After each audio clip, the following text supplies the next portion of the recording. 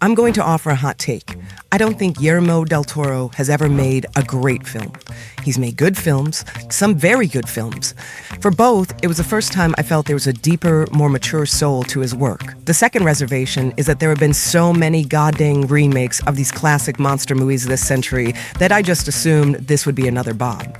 Yeah, he's onto something, all right. With the exception of The Wolf of Snow Hollow and last year's Nosferatu, there has quite literally not been a good remake or reboot of the classic monster movie from the last 25 years. For a story that's had well over 200 remakes, this is one of the finest. We don't just get all the usual beats, but a much deeper lean into the philosophical questions which are still applicable to today's world as AI expands its grasp. Guillermo fuses his attention to detail to all these questions and more.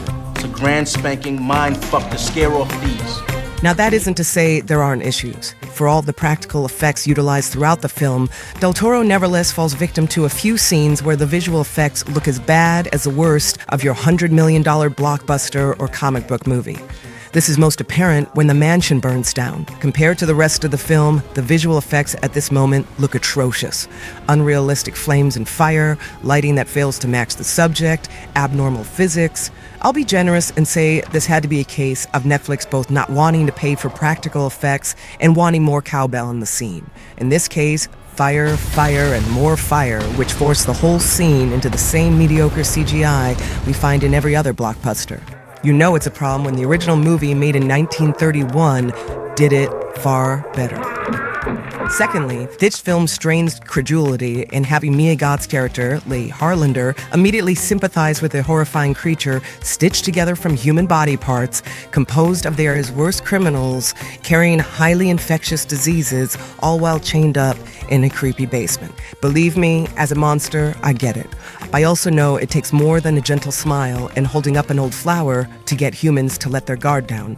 After all, look at all the hate AI's getting, even when it follows every question up with how smart and brilliant you are. The reason I say this is because Guillermo has been one of AI's staunchest critics, saying he would rather die than use artificial intelligence. Okay, so then shouldn't Lady Harlander approach this synthetic creature with a similar degree of reservation and disdain? I don't get the impression that this dynamic between woman and monster was meant to be a cautionary tale about being too kind-hearted or trusting too quickly. It was meant to do what Del Toro's done in all of his films, demonstrate that regardless of any entity's frightening exterior, even the most terrifying monsters have a heart. Replace the monster with an AI brain, and the difference doesn't seem all that extreme. By Del Toro's own logic, he shouldn't be passing judgment at all, and should instead approach it with a sense of optimism, hope, and empathy. Have you no heart? No! I have no heart! Us monsters on Monster Reviews are created by these Gen AI tools. As much as it pains me to say we aren't real, would you rather die than watch us? Or do you think maybe we're more like the creature, on the receiving end of harsh criticism and preconceived judgment when you could just listen to what we have to say? It seems few are taking away the right lesson.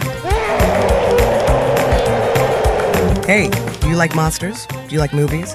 Then why don't you check out more Monster Reviews? Please like, follow, and subscribe, and you'll be gained the latest updates from Monster Reviews.